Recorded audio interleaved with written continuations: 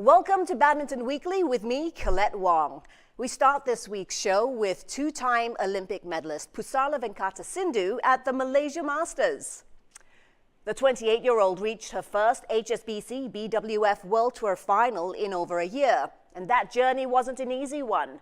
The Indian star defeated the top seed in the quarterfinals, followed up by a come-from-behind win in the semi-finals, ultimately losing to Wang Ziyi in 3 games in the final. She may not have gotten a perfect ending in Kuala Lumpur, but Kirsty Gilmore explains why things are looking up for Sindhu. I think this is a huge boost to Sindhu's Olympic preparations, to be honest. I think this is her first final since the Madrid Masters in 2023, and I think she struggled with some form in the last couple of years. She's had some good results here and there, but really has found some sticking points in those first, second rounds, quarterfinals, and she'd never really found that real Sindhu form that she had in kind of 2018 to 2020. That's when I think she was at her absolute best, with that World Championship win in Basel in 2019.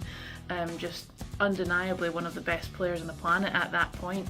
And I know from the Commonwealth Games in Birmingham in 2022, she was playing that with a foot injury, and she still managed to win. But yeah, I think she's been plagued with some injuries, but it's super nice to see her get this run, and I think this will stand her in good stead for her Olympic preparations for sure. The biggest strength that Sindhu has is she's a real initiative player. So she's on the aggressive side of play, and also her consistency.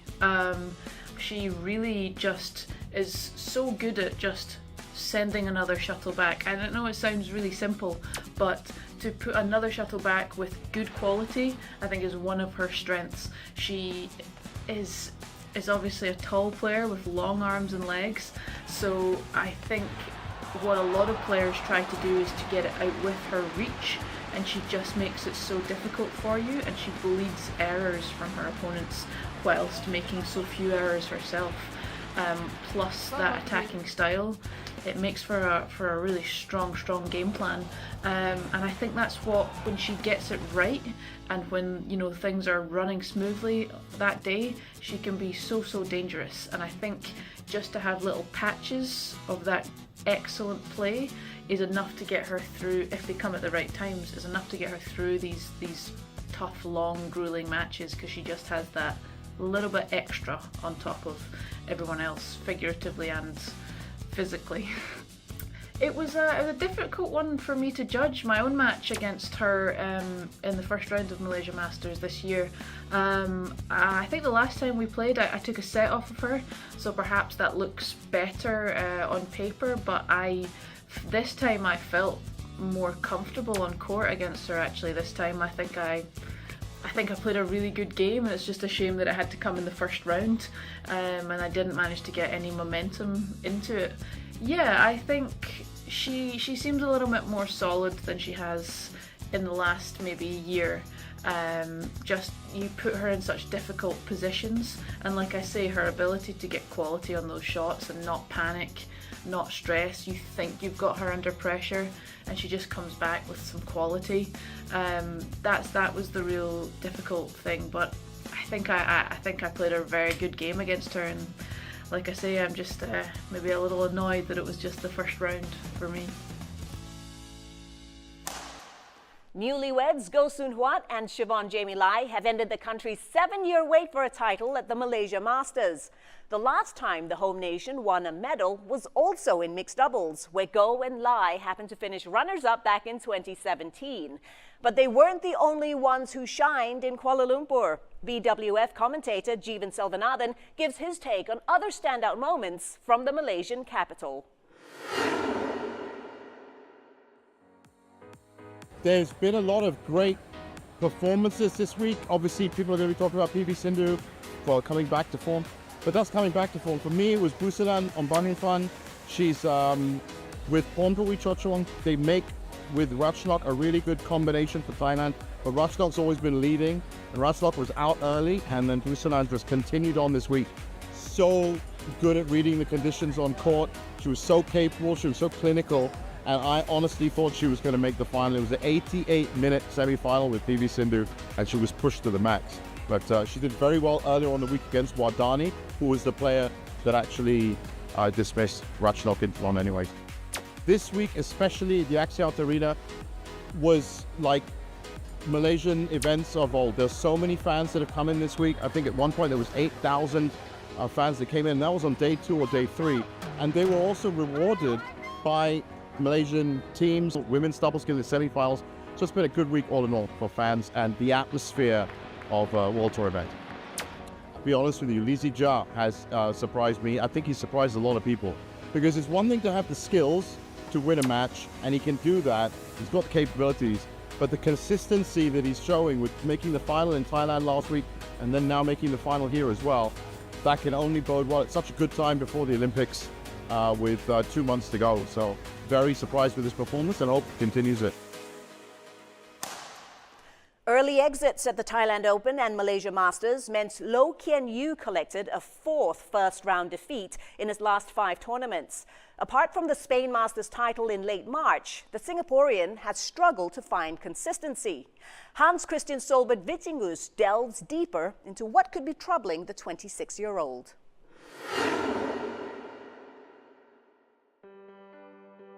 Well, I think the major issue for Loh Kean Yew in the last few tournaments has been the amount of unforced errors. I think it was a little bit better this time in Malaysia Masters, where he actually played pretty well in most of the match, and he had the lead in both the first and the third game, even though he lost them. But in the end, again, these unforced errors, they just kept creeping in. And I think overall it seems like that he's very dependent on his plan A working, so he's a quite aggressive player. He wants to score the points, and as soon as that's not really working, he doesn't really have a lot to fall back on, and he then just keeps on trying to score the points. And when he's then tensing up a little bit and it's not really working, the mistakes creep in. I still think he needs to find a little bit better balance in terms of being aggressive and being patient. So right now, when he's being aggressive and it's working, everything is fine. But when he's trying to be more patient or maybe rallying a little bit more, it's kind of like it's a little bit too slow, and he's not really adding the pressure on his opponent. And he needs to find a better balance between those two. And especially when he's tensing up, when it gets a little bit close in the end of the matches, it's very important that he finds a way to be able to construct the rallies without having to score the points all the time, because it does make the difference between a mistake and a winner, that line very, very thin. If I was him and his coach, I would also work a little bit more on him actually having a very solid plan B, so he can beat more players without his smash and his attacking game working perfectly. What's pretty visible from the past, especially the past 3 tournaments, is that his confidence for some reason is not the same. You would think that it was sky high after that win in Spain, but I think that win in Spain also was a little bit due to the playing conditions. Were very fast. It was suiting his game very well. Because if you compare it to 2021, he seemed to trust his own game a little bit more, also in the tight situations. I think actually in general, when you've seen him play since he won the World Championships, it's been a lot of the same. It's always been these unforced errors and the consistency that's the biggest challenge for him.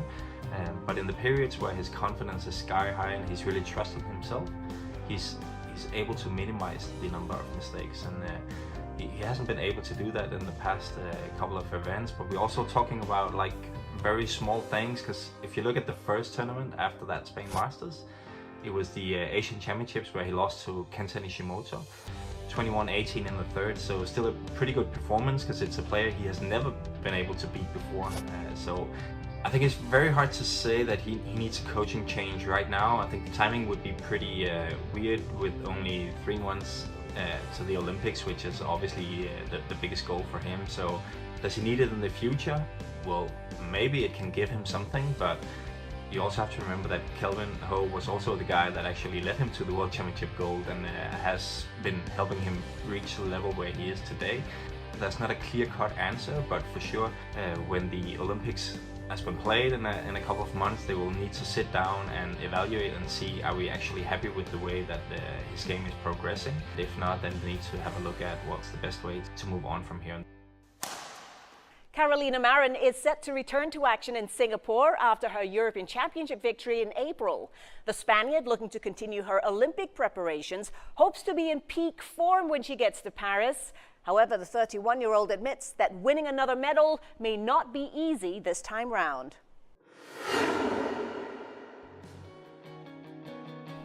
Hi, I'm Carolina Marin from Spain, and Paris 2024 will be my third Olympic. In the summer of 2016, Carolina Marin defied all odds by becoming the first non-Asian badminton player to win an Olympic gold medal in women's singles.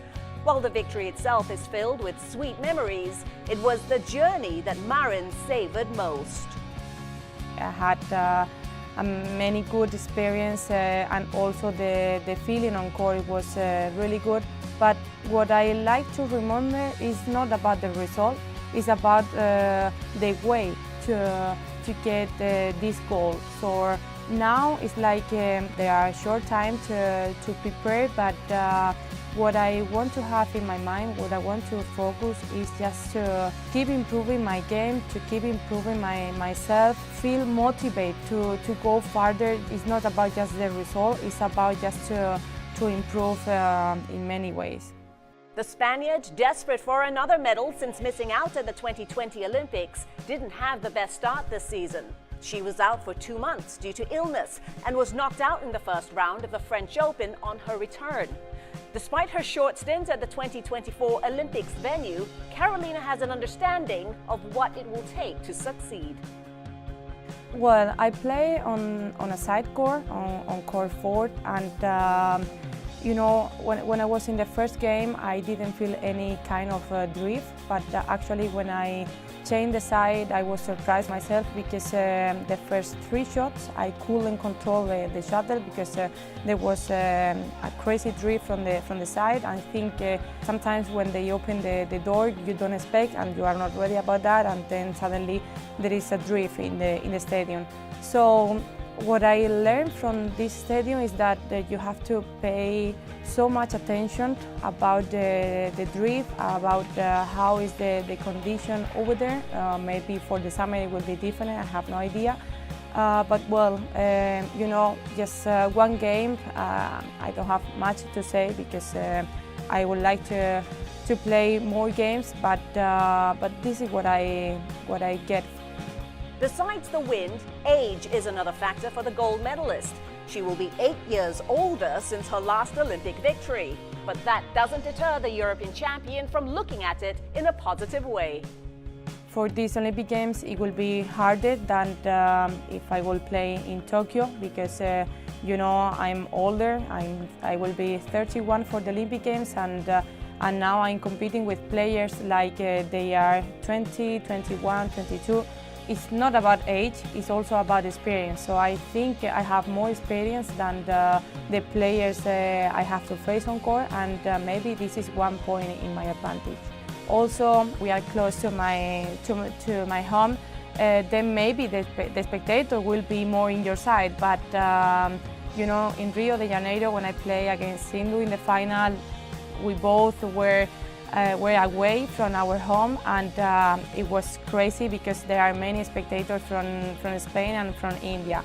So you never know what you're going to expect, but from my side, I just want to give my best. I just want to compete in a high level, and yeah, just like that.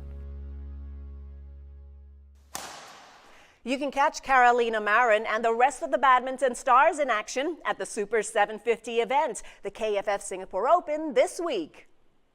That's all the time we have for this episode. Don't forget to download the new look BWF app, Badminton for You, for the latest news and updates. And let us know your thoughts, comments, and questions on our Facebook and YouTube pages. We'll see you next week.